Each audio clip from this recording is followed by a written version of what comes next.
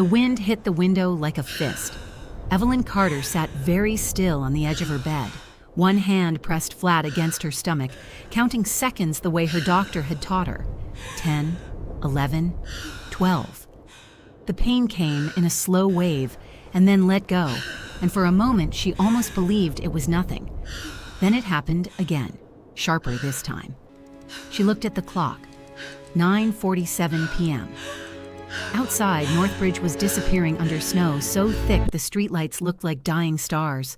She was 9 months pregnant, alone in a one-bedroom apartment at Cedar Ridge, and she had just realized something that made her blood go cold. Her medication, the one thing her doctor had warned her never to go without this close to her due date, was still sitting behind the counter at the pharmacy 3 blocks away. She'd meant to pick it up that afternoon. The storm had come early instead. She grabbed her phone. No rideshare drivers available. She tried again. Still nothing. The line for a taxi rang 11 times before disconnecting. Evelyn closed her eyes. She could wait. She could call it a mistake and hope the pain passed and deal with it in the morning. That was the safe thing, the reasonable thing. But she'd learned a long time ago that safe and reasonable were words other people got to use. People with someone else to call. People with a name in a family group chat that would answer at 10 at night. Evelyn didn't have that. She had herself, a coat, and 3 blocks between her and what her body was telling her she needed. She stood up, pulled her boots on, and reached for the door. If you're watching this from somewhere warm tonight, New York, Auckland, Chicago, Miami, or somewhere international, drop your city in the comments because you're about to need the company for what's coming. And if stories like this keep you up past midnight, hit subscribe because this one only gets heavier from here. The cold outside didn't feel like weather. It felt like something with intent. Evelyn pulled her hood up and started walking down West Haven Avenue, one hand braced against her stomach, the other gripping her phone like it might still save her. The snow came sideways, stinging her cheeks, swallowing the streetlights one by one until the road ahead was just a suggestion of a road. A contraction hit her halfway down the block. She stopped walking, gripped a mailbox, breathed. Not yet, she told herself. Not yet. She kept moving. 2 blocks from the pharmacy, she saw why her phone had stopped updating directions. An ambulance sat sideways across the intersection, its lights spinning uselessly against the snow, wheels buried to the axle. A firefighter waved cars back, shouting something the wind tore apart before it reached her. West Haven was closed. Evelyn stood there a moment, snow collecting in her eyelashes, and made a decision she would think about for the rest of her life. She knew a shortcut. Through the Old Mill Commercial District, boarded-up storefronts, a warehouse she used to pass on her way to a job she didn't have anymore. It would save her 10 minutes. Maybe more. She turned into the dark. The buildings here didn't have working streetlights. The snow made everything the same shade of gray-blue, and the wind funneled between the buildings with a sound that was almost a voice. Evelyn kept one hand on the brick wall beside her, guiding herself forward by touch as much as sight. Another contraction, stronger. She stopped, doubled slightly, breathed through it with her teeth clenched. That was when she heard it. Not the wind, something underneath the wind. She went still. Nothing. Just the storm, howling through the alley like it owned it. She told herself she'd imagined it. She started walking again, faster now, wanting to be out of this place, wanting light, wanting the pharmacy sign glowing up ahead. Then it came again, closer, smaller, broken into pieces by the cold. Help. Evelyn stopped dead in the snow. It was a child's voice. For a long second, she didn't move at all. Every instinct in her told her to keep walking. She was in labor. She was alone. She had no business turning toward danger instead of away from it. She thought of her due date.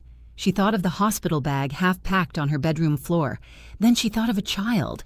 Somewhere in this dark, alone in weather that was already trying to kill her. An adult. She turned toward the sound. Hello? Her voice cracked against the wind. Is someone there? Silence. Then, faint and shaking. Please. Evelyn moved toward the voice, one hand still pressed to her stomach, snow biting into her face, into a night that was about to become the most important one of her life. Though she didn't know that yet. She only knew that somewhere ahead of her, in the freezing dark, a child needed someone to turn around. She didn't hesitate again. The alley narrowed the deeper she went, walls of brick pressing close on either side, snow gathering in drifts against dumpsters and boarded windows. Evelyn's breath came out in ragged clouds. She kept one hand against the wall, the other pressed to her stomach, and forced herself to walk toward the sound instead of away from it. "Where are you?" she called. "Keep talking to me. I need to hear you." A whimper. Closer now. Off to her left, behind the twisted shape of a car that had been abandoned there long before tonight, one door hanging open, windshield spider-webbed with frost. She rounded the front of it and stopped. A small hand.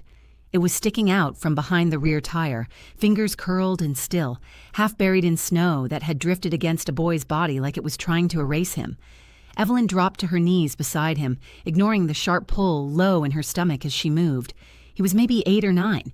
His jacket was soaked through, dark with melted snow that had refrozen against the fabric. His lips had gone the color of the sky above them. His eyes were open, but barely. 2 thin slivers of glassy brown, unfocused, somewhere far away from the alley he was lying in. "Hey," Evelyn said, and her voice came out steadier than she felt. "Hey, I'm here. Look at me." His eyes moved, found her face, didn't quite hold on to it. She was already dialing. 911. What's your emergency?" "I found a child.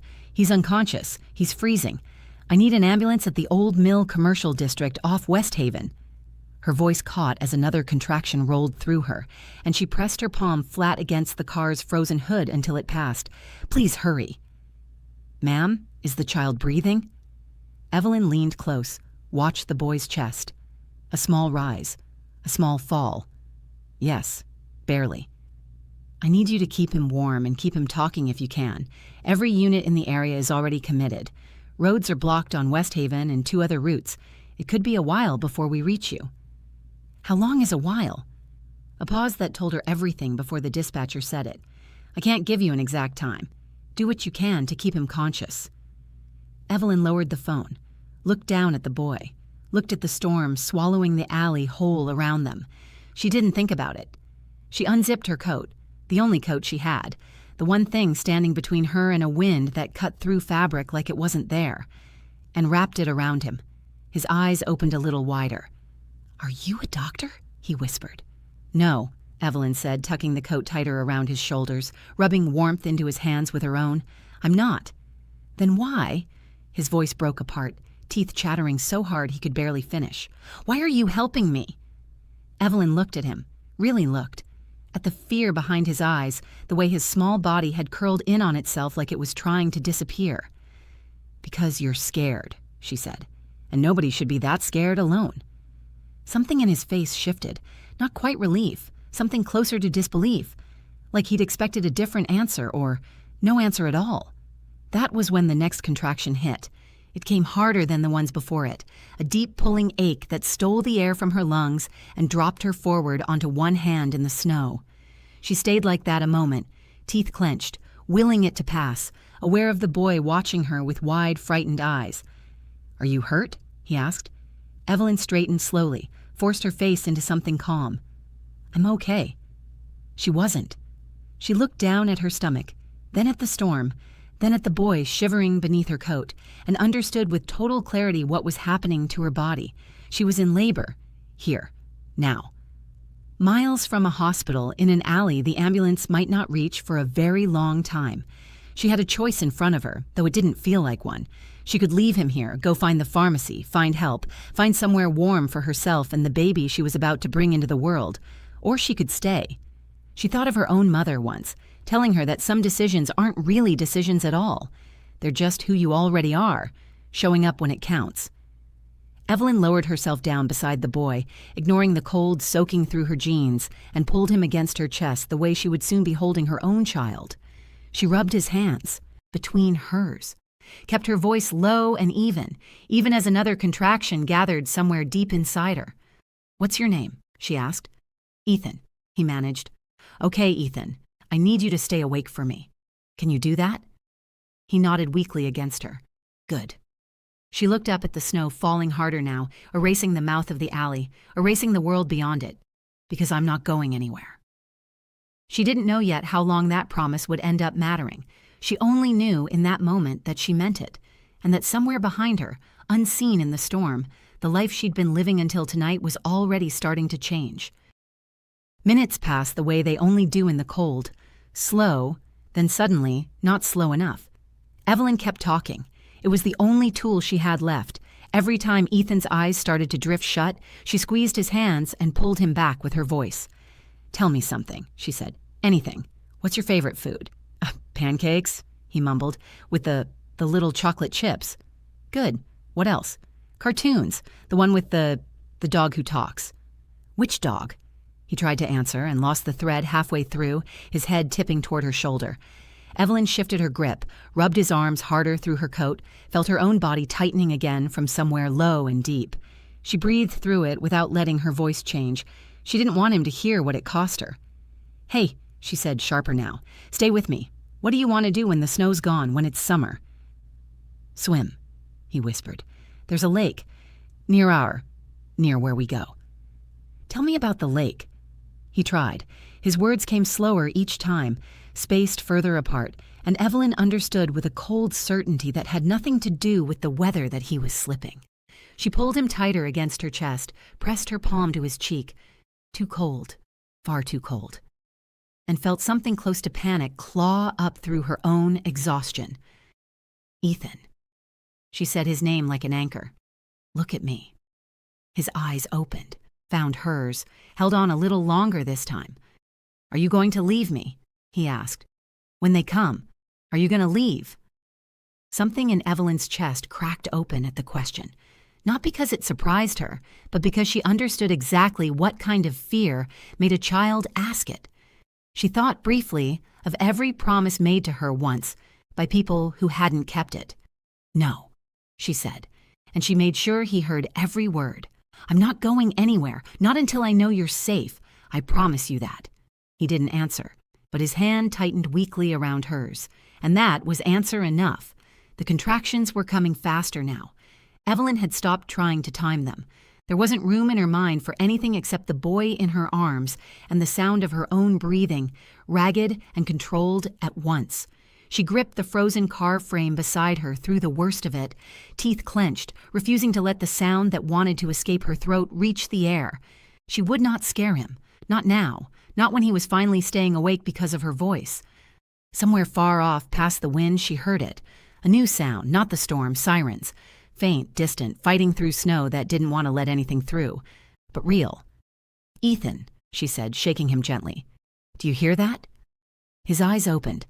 A flicker of something that might have been hope crossed his pale, frozen face. "Help's coming," she told him. "Just a little longer. Stay with me a little longer." The sirens grew louder, then stopped abruptly at the mouth of the alley, replaced by shouting voices and the crunch of boots through snow. Beams of flashlight cut through the dark, sweeping wildly until they landed on the two of them, huddled against the car. "Over here!" Evelyn shouted, her voice raw. "Over here, please. He's freezing. He needs help." Two paramedics reached them first, dropping to their knees in the snow. One reached for Ethan, gently prying him from Evelyn's arms, and she felt her own body go rigid with a fear she hadn't expected. The sudden terror of letting go of something she'd been holding onto for dear life. "Ma'am, are you hurt?" the second paramedic asked, already noticing the way she was gripping her stomach, the sheen of sweat on her face despite the cold. "Are you injured?" "I'm in labor," Evelyn managed. I think it's close." The paramedic's expression changed instantly. He called something over his shoulder that Evelyn didn't catch, and within seconds there were more hands, more voices, someone guiding her toward a second stretcher while the first team worked over Ethan with foil blankets and warming packs. Evelyn twisted, trying to see him. Is he going to be okay?" "We've got him," the paramedic said. "We need to get you both out of this cold right now." But Evelyn didn't move until she saw it. Ethan's eyes opening one more time, finding her across the chaos of flashlights and snow, and holding onto her face like it was the only steady thing left in the world. "You're not leaving," he said, so quiet she almost didn't hear it. "No," she whispered back as they lifted her onto the stretcher, and the pain crested again, sharper than anything before it. "I'm not." The last thing she saw before they loaded her into the ambulance was Ethan's stretcher disappearing into the second vehicle, doors closing between them, the sirens rising again as both ambulances tore back out into the storm. toward Northbridge Memorial, toward a hospital neither of them yet understood was about to reveal exactly how much that night had already changed. The hospital doors burst open in a blur of fluorescent light and shouting voices, and then Evelyn was moving, wheeled fast down a corridor that smelled like antiseptic and felt, after the alley, unbearably warm. "Where's the boy?" she kept asking. "Where did they take him?" Nobody answered fast enough. A nurse leaned over her, checking vitals, calling numbers to someone Evelyn couldn't see. Another contraction seized her, harder than any before it, and the world narrowed down to pain and fluorescent light and the sound of her own voice, no longer controlled, no longer calm. "She's fully dilated," someone said. "We need her in delivery now." They wheeled her through another set of doors. Evelyn caught one last glimpse of a second team of doctors disappearing around a corner with a small stretcher, foil blankets, a boy's still shape beneath them. And then that door closed too, and she was alone with strangers in scrubs and a pain that no longer left room for anything else. "Where's Ethan?" she gasped between breaths. "Somebody has to tell me." "We'll find out," a nurse said gently, gripping her hand. "Right now, I need you to focus. You're almost there." Evelyn didn't remember much of what came after. Fragments, a doctor's voice counting, her own scream finally let loose after all those hours of holding it in, the hard, blinding relief of pressure finally releasing. And then, cutting through everything, a sound she would remember for the rest of her life. A baby crying. "It's a girl," someone said close to her ear, and Evelyn felt tears break loose that she hadn't let herself cry once in that entire alley. Not when the wind cut through her coatless body, not when her own body had betrayed her with pain, not even when she thought she might lose them both. She cried now. They set the baby against her chest, small, red-faced, furious at the world already. And for one long moment, Evelyn forgot every other terror of the night. Then she remembered. "The boy," she said, voice cracking. "Please, is he alive? Is Ethan alive?" The nurse beside her hesitated just long enough to make Evelyn's heart stop. Then, "He's alive. They're treating him for hypothermia right now. He's stable." Evelyn closed her eyes. Something in her chest that had been wound tight since the moment she heard that small voice calling for help. Finally let go. If you've made it this far and your chest feels a little tight right now, good. That means this story is doing exactly what it's supposed to do. I want you to tell me something in the comments. Would you have turned around in that alley? And if you're rooting for both of them to make it through this, don't forget to hit the like button. Also, if you enjoy our stories and would like to help us keep creating more original content, you can show some love through the support link in the description. Every bit of support helps us continue bringing these stories to life. She didn't know, in that quiet, exhausted moment with her daughter against her chest, that 2 floors away, a very different kind of chaos had just arrived at the hospital. Liam Bennett moved through the front doors like the building itself owed him an explanation. He hadn't stopped moving in 3 hours. Not since the call came in that his son's security detail had lost contact with him during the storm. Not through the agonizing wait while search teams combed roads that kept closing behind them. Not through the phone call that finally told him Ethan had been found, alive, at Northbridge Memorial. He'd left behind a boardroom, a company, a life built on the belief that enough resources could solve anything. And none of it had mattered in that car ride. None of it had done a single thing to bring his son back to him faster. "Where is he?" Liam said to the first person in scrubs he found. "Ethan Bennett. Where's my son?" A doctor recognized the name. Everyone recognized the name. And guided him quickly down a hallway, talking fast about hypothermia, about stabilizing body temperature, about how lucky it was that someone had found him when they did. "Someone found him?" Liam stopped walking. "Who?" "A woman," the doctor said. She was walking to the pharmacy nearby when she heard him. She stayed with him until the ambulance arrived. Actually, the doctor hesitated, glancing toward another wing of the hospital. "She went into labor herself not long after finding him. She just delivered, 2 floors up." Liam stood very still. A stranger had found his son in a blizzard, in a part of the city Ethan had no business being in, and had stayed with him, while she herself was in labor, instead of seeking help for her own emergency first. "I need to see him," Liam said, and his voice had gone quiet in a way that unsettled the doctor more than shouting would have. Now. They led him into the room a few minutes later. Ethan lay beneath a mountain of blankets, an IV taped to his small arm, color slowly returning to a face that had been the color of frost when they found him. His eyes were closed, but his chest rose and fell steadily, and the monitor beside him beeped in a rhythm that told Liam, more clearly than any doctor could, that his son was going to live. Liam sat down beside the bed and took his son's hand, and for the first time in longer than he could remember, he let himself cry without caring who saw it. "Dad?" Ethan's eyes fluttered open, hazy with exhaustion and medication. "I'm here," Liam said. "I'm right here." Ethan's fingers tightened weakly around his father's hand. "Is she okay?" he whispered. "The lady, is she okay?" Liam went still. "What lady, Ethan?" "She stayed with me," Ethan murmured, already drifting back toward sleep. "She said she wasn't going anywhere." Liam looked toward the door, toward the hallway that led, somewhere in this building, to a woman he had never met. A woman who had chosen to stay with his son in the middle of the worst night of both their lives, expecting nothing in return. He stood up. He had a great deal of money, a great deal of power, and no idea yet that neither of those things was going to be enough to understand who Evelyn Carter really was. He went to find out anyway.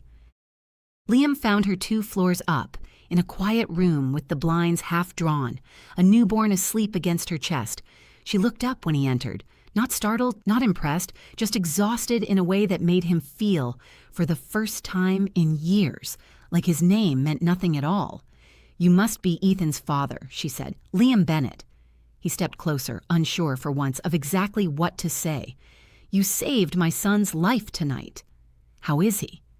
"Not do you know who I am, not what does this mean for me, just how is he?" "He's stable," Liam said. "He's going to be okay, because of you."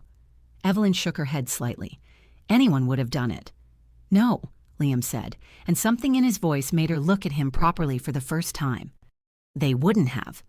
He sat down, uninvited, in the chair beside her bed. "I want to cover everything. Your hospital stay, your recovery, anything you and the baby need. And I want to give you... I don't want your money." The words came out flat and immediate, before he'd even finished the offer. Liam blinked. "I haven't told you the amount." "It doesn't matter what the amount is." Evelyn looked down at her daughter, adjusted the blanket around her small shoulders. "Your son needed help. I helped him. That's the whole story. It doesn't need a reward attached to it." Liam sat back, genuinely thrown. In his world, gratitude came with a transaction attached. Always had. He studied her face, searching for the angle, the eventual ask. He didn't find one. This next part is where the story really turns. So if you're invested in whether Evelyn keeps saying no to a billionaire, comment "staying" below. Harper arrived within the hour, and the temperature in the room changed the moment she did. She was polished even in crisis, composed in a way that only came from years of practice, and her eyes moved over Evelyn with a sharpness that had nothing to do with gratitude. "You're the one who found him," she said. "Yes." "How did you know where to look?" "I didn't. I heard him." "In an abandoned commercial district, at night, during a storm." Harper's voice stayed level, but every word landed like a test. "That's a strange place to be walking through." Evelyn's jaw tightened. "I was walking to a pharmacy. I didn't know your son was there. I didn't know who he was until after I gave birth 2 floors above where they were treating him." "You expect me to believe that's a coincidence?" "I don't expect you to believe anything," Evelyn said quietly. "I did what anyone should have done. If that makes you suspicious of me instead of grateful, that's something you'll have to sit with."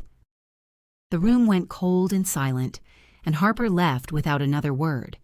It would be weeks before that silence broke, before Harper, unable to let go of her suspicion, quietly looked into Evelyn's past and found nothing but a woman who had spent years being failed by people more powerful than her. A woman who, 3 years earlier, had applied for a position at Blackstone Technologies itself, made it through 2 rounds of interviews, and then simply never heard back. No rejection, no explanation, just silence from a company with Liam Bennett's name on the building. It was Harper who put it together first, and Harper who understood, before anyone else did, exactly why a woman like Evelyn wanted absolutely nothing from a man like Liam. She'd already been disappointed by his world once. She hadn't even remembered until she saw his name again. When Harper finally returned to Evelyn, this time without the sharp edges, she said only, "I judged you before I knew you. That won't happen again." It wasn't friendship yet, but it was the beginning of one. If that twist caught you off guard, you're not alone. Go back and think about the pharmacy, the job, the silence. It was there the whole time. That's what a story like this is supposed to do to you. Subscribe if you love a twist you didn't see coming. The weeks that followed weren't simple. Evelyn's apartment, damaged by the storm, became unlivable, and she accepted temporary housing from Liam's company, on her own terms, with her own conditions, refusing anything that looked like charity dressed up as kindness. When Liam tried to arrange childcare and financial guidance without asking her first, she told him plainly, "You keep confusing helping me with managing me." He didn't have an answer for that. He apologized instead of fixing it, which was, for him, a kind of transformation all its own. Ethan recovered fully, and the first thing he did with his strength was ask to see her again. He brought a drawing, the two of them, standing together in falling snow, and Evelyn held it like it was worth more than anything Liam had ever offered her. Slowly, without either of them naming it, something shifted between Evelyn and Liam, too. Not romance, not yet, just trust. Built one honest argument at a time, one boundary respected at a time. The kind of trust that doesn't arrive with fireworks, only with someone proving, again and again, that they meant what they said. Months later, the snow was gone. Evelyn drove past the Old Mill commercial district on an ordinary afternoon, her daughter sleeping soundly in the back seat, and found herself slowing the car without meaning to. The alley looked different in daylight, smaller, just brick and asphalt and an empty parking spot where a broken-down car used to sit. She sat there a moment, engine idling, remembering the sound of a child's voice cutting through a storm that had nearly convinced her to keep walking. She remembered how close she'd come to telling herself it wasn't her problem, how easy it would have been to protect only herself that night. She thought about everything that had unfolded since. Harper's apology, Ethan's drawings taped to her refrigerator, Liam learning slowly that love wasn't something you could manage like a company. None of it would exist if she'd kept walking. Evelyn smiled, put the car back in drive, and pulled away from the alley for the last time. If this story reminded you that the smallest decision, to turn around instead of walking away, can change everything, that's the whole point. Tell me in the comments, what's the biggest lesson you're taking from Evelyn's story? Because sometimes, the person who changes your life forever isn't the one who arrives with money or power or influence. Sometimes, it's simply the person who hears someone crying in the snow and decides to turn around. A short summary of Evelyn's journey. 9 months pregnant and caught in a blizzard that's shut down her entire city, Evelyn Carter is only trying to reach a pharmacy 3 blocks from home until she hears a child's voice buried under the wind. She finds a boy freezing behind an abandoned car, and instead of running for help, she gives him her only coat and stays. Minutes later, she goes into labor beside him. By the time rescue reaches them, she's delivered her daughter, and the boy she saved turns out to be the son of one of the country's most powerful men. What follows isn't a fairy tale about a poor woman rescued by a billionaire's gratitude. It's the story of a man who's never met a problem money couldn't fix. A mother who's spent years learning that trust is the most dangerous thing you can hand someone, and a woman who refuses to let either of them turn her act of kindness into a debt she owes. No one in this story gets to buy their way past what actually happened that night in the snow. Can I ask you this question? What would you have done if you had found that child in the middle of the storm? And if you're hoping Evelyn, Ethan, and little Harper find the happiness they deserve, don't forget to leave a like. Our stories are created to entertain, but they're also meant to remind us that kindness, compassion, and courage can still change someone's life. If you enjoy the stories we share on First Epic Tales by Liam and would like to support the channel, you can show us some love through the link in the description. Your support helps us continue creating more original stories and bringing new characters and unforgettable moments to life. Thank you for being part of this journey.